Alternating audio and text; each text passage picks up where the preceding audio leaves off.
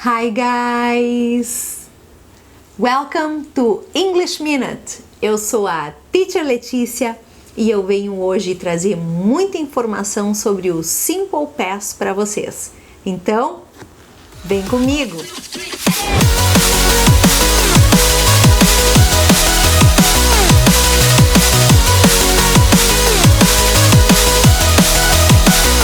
Hi guys! Bem, hoje então o nosso assunto é o passado simples no inglês. Esse nosso assunto, ele se equipara aos pretéritos. Pretérito perfeito, imperfeito, mais que perfeito, do indicativo da língua portuguesa. Porém, é bem mais fácil e bem mais tranquilo. Hoje eu vou passar para vocês várias dicas sobre o passado e que realmente são importantes, principalmente nas situações de estudos comparativos com outros tipos de passados que a gente também vai ter no inglês. Então, presta atenção nessas dicas. Bem, a primeira dica que eu venho dizer para vocês é que o importante agora é vocês se concentrarem na ação que vai estar acontecendo. E para vocês entenderem um pouquinho a ação, é importante que vocês reconheçam os advérbios. Antes da gente pensar como é que é a estrutura do Simple Past, como é que é o verbo auxiliar do Simple Past, que vai ser o código desse Simple Past, a gente vai pensar na ação. Então, eu sei que o Simple Past é uma ação passada, mas que tipo de passado especificamente eu estou falando? Então, o Simple Past vai trazer o passado da ação que não tem probabilidade de acontecer de novo, pelo menos por agora. Nada me diz na minha frase que ela vai voltar a ocorrer ou tem ocorrido com uma determinada frequência. Então, esse é o passado, é o da ação finished, ended action, a ação acabada, a ação terminada. E essa é a grande jogada aqui, é eu observar o advérbio que está na minha frase para eu entender que a ação já terminou.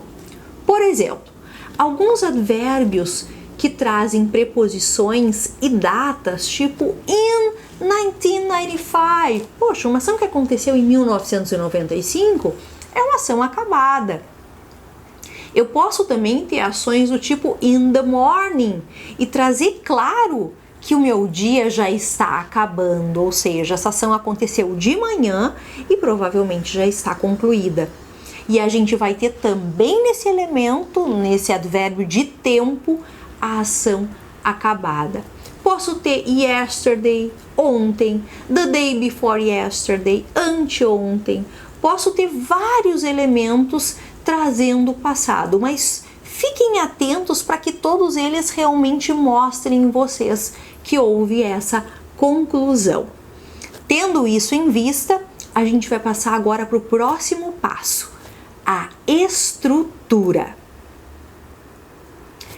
Bem, a estrutura, ela vai ser referente a como que a gente monta o Simple Past. De que jeito que eu formo o passado simples? Então, vamos lembrar. Normalmente, colocando um ed ao final do meu verbo, eu tenho ali um passado simples. Esse ed, ele vai entrar em vários verbos que vocês queiram dizer, por exemplo, ela amava ir ao cinema quando era jovem.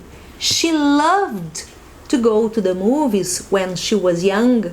Então eu tenho uma situação em que acontecia há um tempo atrás, mas não acontece mais. Tá bem claro qual é meu tempo marcado aí? A frase que diz quando ela era jovem é que ela gostava de ir ao cinema. Então, cuidem sempre, vocês vão ter loved, wanted, wished, e aí os verbos de vocês vão estar na forma básica deles, tipo wish, want, love, e ter o acréscimo do ed. E aí a gente vai ter loved. Ah, teacher, mas esse love fica com 2 E's daí, porque já é um verbo terminado em E, então eu já coloco outro E e aí o ED? Não. Verbos terminados em E, que já tenham um E, a gente não vai acrescentar outro. A gente só vai colocar o D daí para ele ficar com essa terminação redondinha de ed, que é a terminação do nosso passado. Bem, isso acontece em diversos verbos. Agreed, concordou, concordaram, concordavam. A gente tem nos verbos como, por exemplo, o like, também é o verbo gostar, vai ter o ed. Mas e aqueles verbos tipo se? O verbo se, será que vai ficar com 3 es e mais o d? Não, porque daí esse verbo ele vai estar num outro grupo, que é o grupo dos verbos irregulares. Então, a gente está falando no ed, que são os verbos regulares que vão levar esse ed e tá tudo bem. Imediatamente eles já estão na forma afirmativa do passado. Agora, o que acontece no outro lado é do grupo que não se encaixa nessa regra do ed. Querem alguns exemplos? Temos o go, que o passado dele não é goed, é went. Temos o see, que também não é seed, porque senão vai virar semente, é só. Temos o verbo, enfim, o próprio to be, importantíssimo para nós, que fica was ou were. E esses verbos, eles são irregulares por quê? Porque eles não seguem nenhuma regra de mudança para a forma do passado. Então, o que eu tinha neles no presente ou no infinitivo é totalmente diverso do que a gente tem no passado. Tem uns até que ficam iguais, ou seja, não acrescenta nada. É o caso do cut, por exemplo, ou put, que a gente vai continuar tendo cut no passado e put no passado. O que muda daí? O contexto. Aí, pelo contexto, a gente vai ver que a frase já aconteceu, que ela não costuma ocorrer, não costuma acontecer, e a gente vai perceber que se trata realmente de uma ação acabada, de uma ação finalizada. Então, não esqueçam, sempre que vocês pensarem no passado, analisem os advérbios da frase de vocês e antes de vocês completarem as frases afirmativas, pensem se esses verbos seriam parte da lista dos verbos regulares ou dos verbos irregulares. Já vou estar deixando para vocês aí a listinha dos verbos irregulares para vocês terem uma ideia do que fazer, certo? Isso é a nossa estrutura da forma afirmativa. Vamos agora para as formas negativas e interrogativas, certo? Vamos nessa! Formas interrogativas e negativas, então. Vamos lá. O que a gente tem que observar no Simple Past é que todas as formas interrogativas e negativas, elas aparecem com códigos. Meu Deus, teacher, mas o que é isso, código agora? É que vamos chamar assim um pouquinho o verbo que a gente chamava antes de auxiliar, tá? Porque afinal de contas, eu acho que fica mais fácil. Então a gente sabe que cada tempo no inglês tem seu código e no Simple Past isso não seria diferente. Quais são os códigos ou qual é o código, afinal de contas, do Simple Past?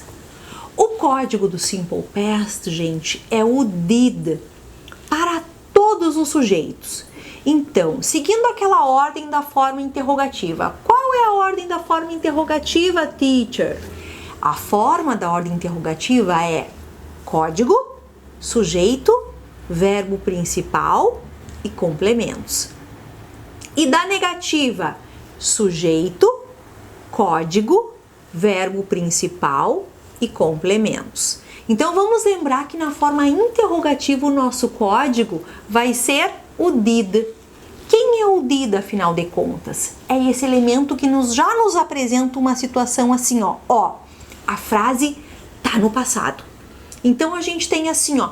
Did you leave home early? Olha a pergunta. Você saiu de casa cedo hoje? E aí a gente tem o código aparecendo antes do you E o meu live estava na forma de left? Na forma irregular do passado? Não! Esse live aparecia, gente, na forma original do infinitivo. Então, ó, pensamento, usou did, o live vai estar na forma básica. Não é did left, é did leave. E ele volta para a sua forma original. Já na negativa não vai ser did, vai ser didn't o nosso código, ou did not. E aí eu tenho, you didn't home early today. Ou seja, você não saiu de casa hoje cedo. E a gente tem na nossa frase o cuidado de que vamos ter you, sujeito, didn't ou did not, entrou o código agora, não na frente. E aí o nosso verbo leave igual como ele estava antes. Leave home early today. Sair de casa hoje cedo. E a gente tem no early o cedo, o today, o hoje. Olha a nossa ideia. Ah, teacher, mas tem hoje, como é que isso pode ser simple past? É que eu tô num outro período do dia, eu já tô num outro turno e isso aconteceu em outro momento e já é uma ação acabada, já é uma ação concluída. Então cuidem, sempre que vocês tiverem a interrogativa, o did tem que estar na frente. Na negativa, é após o sujeito da frase. Tá entendido? Conseguiram captar? Espero que sim. Fiquem com Deus, um grande beijo e até breve.